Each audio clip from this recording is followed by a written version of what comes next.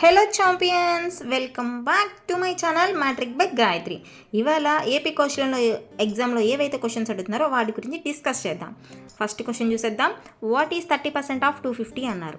30% అంటే 30/100 × 250 అనమాట. ఇక్కడ చూడండి, క్యాన్సిలేషన్ 0000 క్యాన్సిల్, 3 × 25 అంటే 75.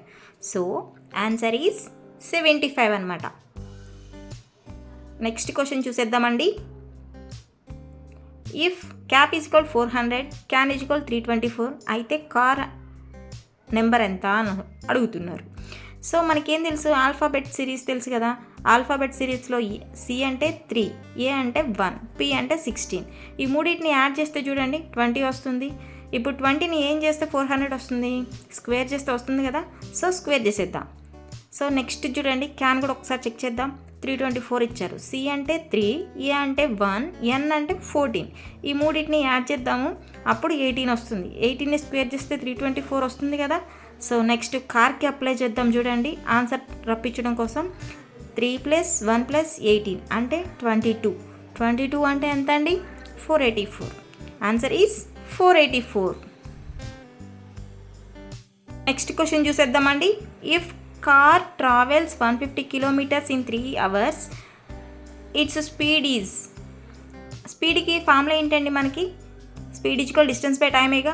ఆల్రెడీ మనకి డిస్టెన్స్ ఎంత ఇచ్చారు, 150 ఇచ్చారు. Divided by 3, 3 1s 350s. So 50 km/h is the answer. Next question చూసేద్దామండి.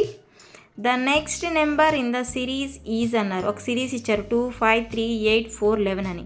సో కంటిన్యూస్గా ఇంక్రీజింగ్ ఆర్డర్లో ఉంది, కానీ స్టెప్ బై స్టెప్ ఉంది. చూడండి, 2కి 1 యాడ్ చేస్తే 3 వస్తుంది. నెక్స్ట్ 1 యాడ్ చేస్తే 4 వస్తుంది. నెక్స్ట్ 1 యాడ్ చేస్తే 5 వచ్చేస్తుంది. సో నెక్స్ట్ సెకండ్ నెంబర్ చూద్దాం. సెకండ్ నెంబర్ని ఫోర్త్ నెంబర్ కంపేర్ చేస్తే 3 డిఫరెన్స్ ఉంది. సో +3 చేస్తున్నాం. నెక్స్ట్ +3 చేస్తే 11 వస్తుంది. నెక్స్ట్ +3 చేస్తే 14 వస్తుంది. సో ఆన్సర్ ఈజ్ 5, 14 అనమాట. సో నెక్స్ట్ క్వశ్చన్ చూసేద్దామండి. x + 15 = 40, then x value find out చేయమన్నారు.